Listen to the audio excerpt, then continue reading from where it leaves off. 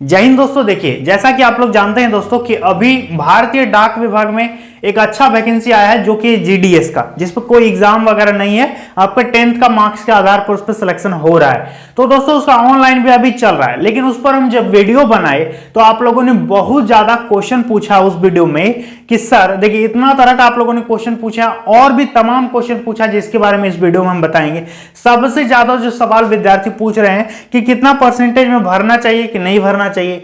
दूसरा पूछ रहे हैं कि पिछले साल का कट ऑफ क्या गया था, ये बताओ। इसके बाद स्टेट वाइज कितना सीट है, कहां से मुझे भरना चाहिए नहीं भरना चाहिए, काम क्या करना पड़ेगा, पोस्टिंग कहां पर होगा, वेतन बढ़ेगा कि नहीं बढ़ेगा, कि 10-12 हजार में सिमट के रह जाएंगे, विभागीय प्रमोशन होगा कि नहीं होगा, आपका डिपार्टमेंटल इस पे क्या सिस्टम है, सारा बताएंगे। आगे का तैयारी आप कर पाइएगा कि नहीं कर पाइएगा, ये भी बताएंगे। आपका काम कितने घंटे का होगा, ये भी बताएंगे। सैलरी शुरुआती कितना होगा, ये भी बताएंगे। सबसे जरूरी बात कि इस पर कोई परीक्षा नहीं है, आपका इस पर कोई एग्जाम नहीं है, आपको ना ही कोई किताब खरीदना है, ना ही इसका कोई सिलेबस है, ना ही इसका कोई पैटर्न है। इसका सिर्फ और सिर्फ एक तरीका है सिलेक्शन का, वो है दोस्तों 10th का परसेंटेज के आधार पर मेरिट बनाना। ठीक है, तो इस वीडियो में सारा A to Z हम बताएंगे। देखिए दोस्तों, सबसे पहले बात करेंगे कि अप्लाई इसका कब तक होगा, तो 23 अगस्त लास्ट डेट है। इस बात को आप ध्यान में रखिएगा कि 23 अगस्त से पहले ही मुझे फॉर्म को भरना है। लास्ट में दोस्तों सर्वर बहुत ज्यादा स्लो होगा, क्योंकि बहुत ज्यादा दोस्तों इस वैकेंसी में ट्रैफिक रहता है। ठीक है, एक तो एग्जाम वगैरह होता नहीं, तो सब चाहता है कि हम भर दें, और यदि मेरा हो गया तब तो बहुत अच्छी बात है बिना एग्जाम का। तो इसलिए दोस्तों भरने में थोड़ा सा बिजी रहता है इसका साइट, भर दीजिएगा जल्दी ही। पोस्ट की बात करेंगे तो 30,041 वैकेंसी है। हालांकि ये सीट जो है दोस्तों आगे चल के बढ़ने का भी संभावना है। ठीक है, तो देखिए 30,000 से ऊपर सीट है, इस पे से हो सकता है आपका एक सीट रखा हुआ है, तो ध्यान दीजिएगा। योग्यता की बात करेंगे, 10वीं पास हैं तो आप अप्लाई कर सकते हैं, लेकिन दोस्तों कुछ कुछ कंडीशन है, अभी हम बताएंगे क्या क्या कंडीशन है। 10th पास तभी होने चाहिए, अप्लाई कर सकते हो। ठीक है, और हाँ, आप लोग पूछ रहे थे ना कि सर सीबीएसई बोर्ड है या राज्य बोर्ड है तो हम भर पाएंगे कि नहीं भर पाएंगे। बिल्कुल भर पाइएगा। देखिए उम्र सीमा देख लीजिए दोस्तों, कम से कम आपका 18 साल होना चाहिए सभी विद्यार्थी का, भले आप जनरल हैं, ओबीसी हैं, एससी हैं, एसटी हैं, महिला हैं, पीएच हैं, तो दोस्तों कम से कम 18 साल तो होना ही चाहिए। अधिक से अधिक यूआर यानी जनरल का दोस्तों 40 ईयर्स एज लिमिट इस पे है, तो एज का कोई टेंशन नहीं है, बहुत ज्यादा एज मांगा है। ठीक है, रिलैक्सेशन मिलेगा किसको किसको, ओबीसी को 3 साल का रिलैक्सेशन मिल जाएगा, एससी एसटी को दोस्तों 5 साल का रिलैक्सेशन यानी उम्र में छूट मिल जाएगा। ठीक है, अब बात करेंगे फी कितना लग रहा है भरने में, तो ज्यादा नहीं लग रहा, 100 रुपए लगेगा। जनरल ओबीसी ईडब्ल्यूएस को 100 रुपए, और अदर को दोस्तों पेमेंट करने की जरूरत नहीं है। अदर मतलब जैसे एससी एसटी महिलाओं का पैसा इस पे नहीं लगेगा, इनका 0-0। ठीक है, पोस्ट एंड सैलरी, यहां पर 3 तरह का वैकेंसी है दोस्तों। एक है बीपीएम ब्रांच पोस्ट मास्टर, दूसरा है ABPM assistant branch post master, इसके बाद एक है दोस्तों डाक सेवक। ठीक है, तो जो बीपीएम वाला पोस्ट है ये थोड़ा सा ऊंचा पोस्ट है, इस पे शुरुआती वेतन आपका 12,000 से लेकर के 29,380 तक आपका दोस्तों शुरुआती वेतन जाएगा। हालांकि स्टार्टिंग जो है आपका 12,000 14,000 यही आपका शुरुआती वेतन रहेगा। ठीक है, एबीपीएम की बात करेंगे और डाक सेवक दोस्तों ये इक्विवेलेंट पोस्ट है, 10,000 से लेकर के 24,700 तक आपका शुरुआती वेतन होगा, इनिशियल पेमेंट। बाद में सैलरी दोस्तों क्या होता है नहीं होता है हम बताएंगे आगे चल के। अब बात करेंगे कि एक्स्ट्रा में क्या योग्यता मांगा है, एडिशनल क्वालिफिकेशन क्या क्या चाहिए। देखिए सबसे पहला 10वीं पास है तो अप्लाई तो कर ही सकते हो, आपका 10th पास होना जरूरी है। साथ ही साथ मैथ और इंग्लिश होना चाहिए। ठीक है, गणित और अंग्रेजी ये 2 विषय आपका 10th में जरूरी है, मैथ प्लस इंग्लिश। ठीक है, दूसरा कंडीशन है कि लोकल भाषा आपको आना चाहिए, जिस क्षेत्र से आप फॉर्म को भर रहे हैं उस क्षेत्र का क्षेत्रीय भाषा जो लोकल भाषा है वो आपको आना चाहिए। लाइक यदि आप बंगाल से फॉर्म को भरोगे तो आपको बंगाली आना जरूरी है। ठीक है, गुजरात से भरोगे तो गुजराती आपका आना चाहिए, और केवल आना नहीं चाहिए, 10th तक आपका स्टडीड होना चाहिए, तब ना पता चलेगा कि आपको आता है कि नहीं आता है। ऐसे तो हम भी बोलेंगे हमको बांग्ला आता है, गुजराती आता है, तो कौन विश्वास करेगा। आपने 10th तक उसको पढ़ रखा है, 10वीं में एज अ सब्जेक्ट आपका वो है कि नहीं, तब आप भर सकते हो। ठीक है ना, तो ये हो गया दोस्तों कंडीशन इसका ये है। ठीक है, तो कोई बड़ी बात नहीं है। आप जो है यदि आप बिहार से हैं, यूपी से हैं, झारखंड से हैं, तो जहां जहां हिंदी चलता है वहां से आप भर सकते हैं फॉर्म को। ठीक है, लेकिन दोस्तों सबसे बेटर रहता है कि आप अपने स्टेट से ही फॉर्म को भरिए, लगभग हर जगह दोस्तों अच्छा खासा वैकेंसी है।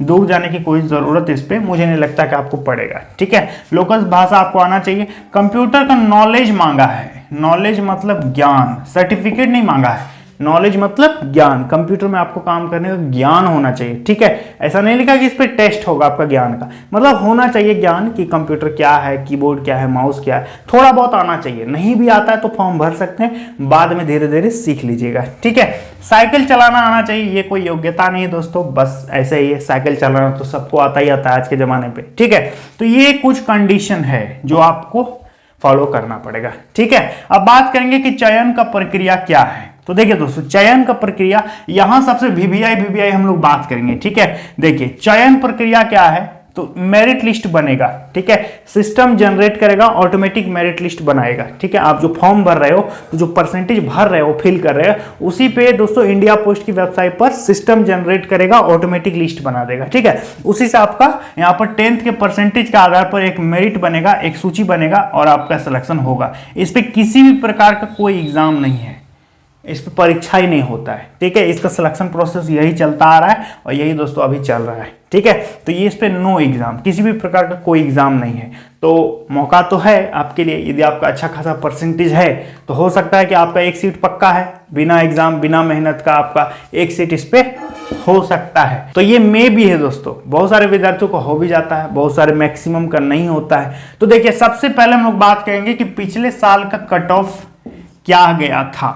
ठीक है, पिछले साल का कट ऑफ क्या गया था, उसी के आधार पर आपको हम ये बताएंगे कि कितना परसेंटेज में भरना चाहिए कि नहीं भरना चाहिए। तो पहला पॉइंट और लास्ट पॉइंट, इसको हम लोग बाद में डिस्कस करेंगे क्योंकि दोनों एक दूसरे से रिलेटेड है। ठीक है, पहले हम लोग बात कर लेते हैं कि स्टेट वाइज पोस्ट, ठीक है, राज्यवार वैकेंसी कितना कितना है, किस राज्य में कितना वैकेंसी है, कहां से आप भर सकते हैं, ये दोस्तों आपको हम फोन के स्क्रीन में बताएंगे। इसके बाद जरूरी पॉइंट को हम यहां पर बोर्ड में फिर आकर के बताएंगे।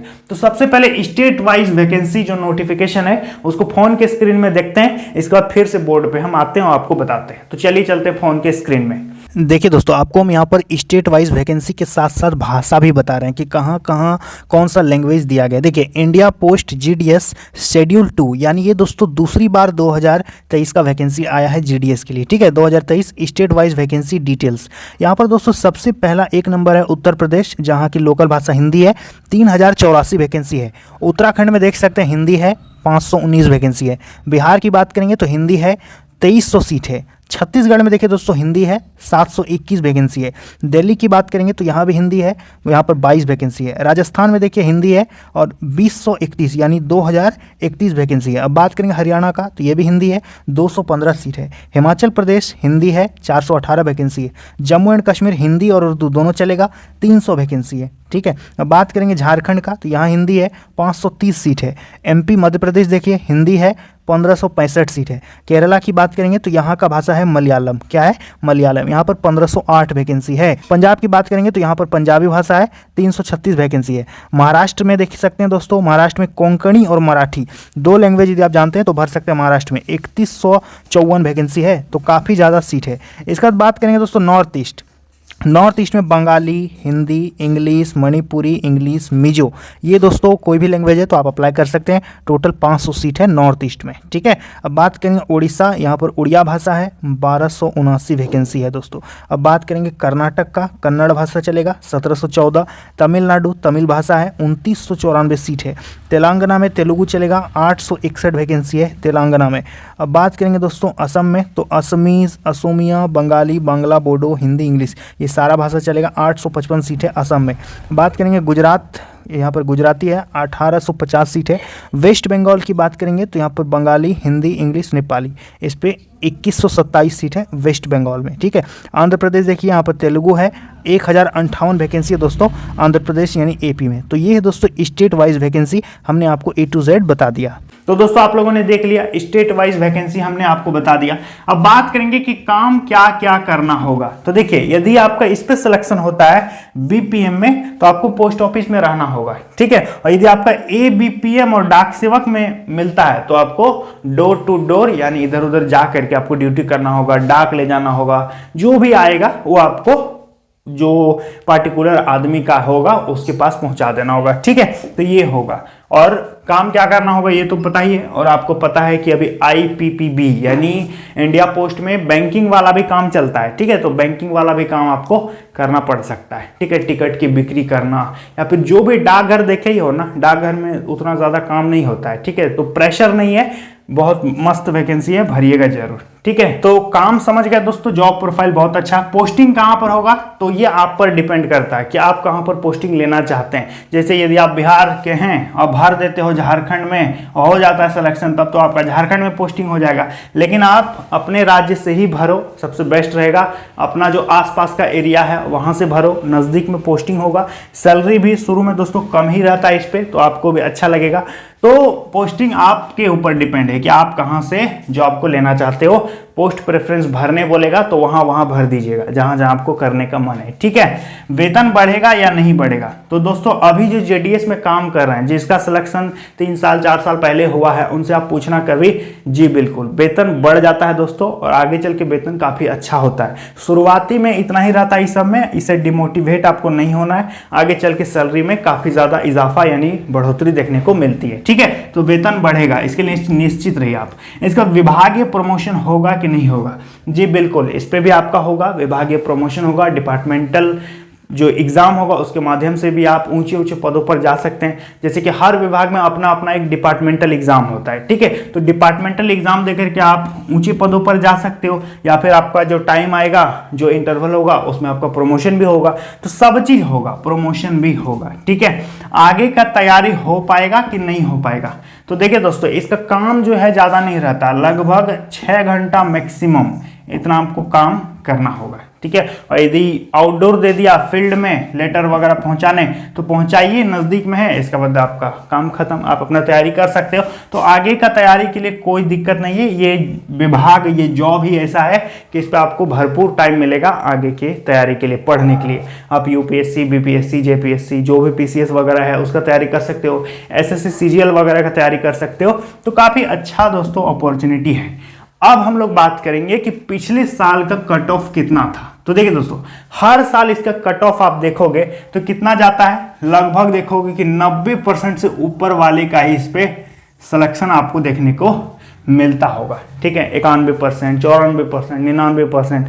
तो दोस्तों कभी कभी क्या होता है कि 80% वालों का भी सिलेक्शन होता है, 82% वालों का भी सिलेक्शन होता है। ये तो ना अभी हम बता सकते हैं ना आप बता सकते हैं कि इस बार कट ऑफ क्या जाएगा। ठीक है, हो सकता है जिस एरिया से आप फॉर्म को भर रहे हो वहां पर भरने वालों का परसेंटेज बहुत कम है, तो आपका वहां पर सिलेक्शन हो सकता है। तो कितना परसेंटेज में भरना चाहिए कि नहीं भरना चाहिए, तो देखिए दोस्तों, यदि आपका मार्क्स 75% से ऊपर है तो आप ट्राई कर सकते हो। ठीक है, आपका संभावना है, हो जाएगा इसकी कोई गारंटी नहीं है, लेकिन पॉसिबिलिटीज है कि 75% से ऊपर है तो आपका हो सकता है। SC कैटेगरी से हैं, ST कैटेगरी से हैं, तो आपका होने का इस पे चांस रहेगा। लेकिन यदि आप देखोगे पिछला कट ऑफ वगैरह तो आपको यही देखने को मिलेगा, 94%, 91%। ऐसा नहीं कि 88% नहीं मिलेगा, ये भी मिलेगा, 85 भी मिल जाएगा। ठीक है, कई जगह में कम कट ऑफ हो गया है, तो इसका कोई भरोसा नहीं है दोस्तों। इसलिए सब विद्यार्थी इसके लिए फॉर्म भरते हैं, क्योंकि कब कट ऑफ कितना चल जाए। और कट ऑफ का मतलब क्या, ये सिस्टम जो भी जनरेट करेगा उसी पर ना आपका सिलेक्शन होगा। तो ये इसका सिस्टम है। तो एक बार भर के आप ट्रायल ले सकते हो, कोई एग्जाम नहीं है, सिलेबस नहीं है, पैटर्न नहीं है, भर दीजिए और छोड़ दीजिए और दूसरे एग्जाम का तैयारी करो। ठीक है, इसको भर दो, दूसरे एग्जाम का तैयारी करो। ठीक है, जब रिजल्ट आएगा तो चेक कर लोगे। तो ये है दोस्तों इंडिया पोस्ट का वैकेंसी, जिसके बारे में हमने आप लोगों को फुल डिटेल में जानकारी दे दिया।